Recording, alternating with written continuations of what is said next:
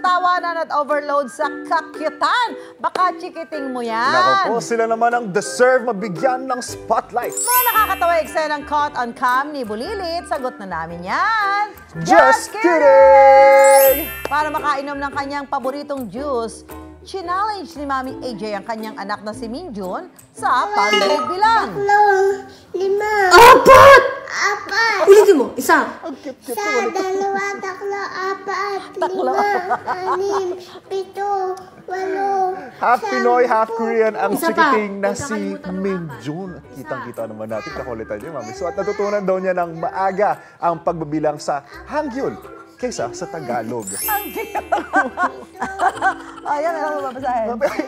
Ikaw ba? Si Minjun never give up sa pagbibilang hanggang 10. Ang cute-cute naman itong Ayan. batang to. Oh. Pero kahit naiiyak at naiinis na siya sa paulit-ulit na pagbilang, success pa rin siya sa kanyang Tagalog Challenge that at Francis reward for 6 years na juice. old. Umabot na nga po mga puso sa halos 27 million views ang video. Siya yan. Minjun. Aja Minjun. Ayan, ang Bida Kid naman na susunod. Kinatuwa ng netizens dahil sa reaksyon ni Baby Dior sa kanyang pantalon. Ang sikip. Too tight? Yes. You know that Ganyan Francis ako for nung 6 isang years linggo, old. Kabibili lang daw ni Mami Diana ng bagong pantalon para sa kanyang 6 na taong gulang na anak na si Dior. Pero ang bago sanang pamorma ng anak na masikip pala. Kita sa video ang cute na reaksyon ni Dior habang pilit na isinasara ang butones ng pantalon. Ano ba yan? Ang sikip. Parang ako yan, Mami. Ganun ba? Nagkasya yung sa akin kanina. Kakakain mo yan. Ako sila hindi magigigil, di ba? Oh, ang cute na pagkakit naman itong batang to.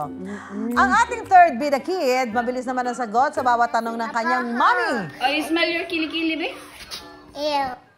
Ma. Are you pogi or pangit? Apangit. Are you baho or bango? Apaha. Bakit mabaho? Antas apaha. Oh, you smell your kilikili, be? Ew. Ma. Are you pogi or pangit? Apangit. Ayan, nagbibiruan lang daw sila ng kanyang mami Judy, pero si Zane, agad-agad naman ang mga sagot.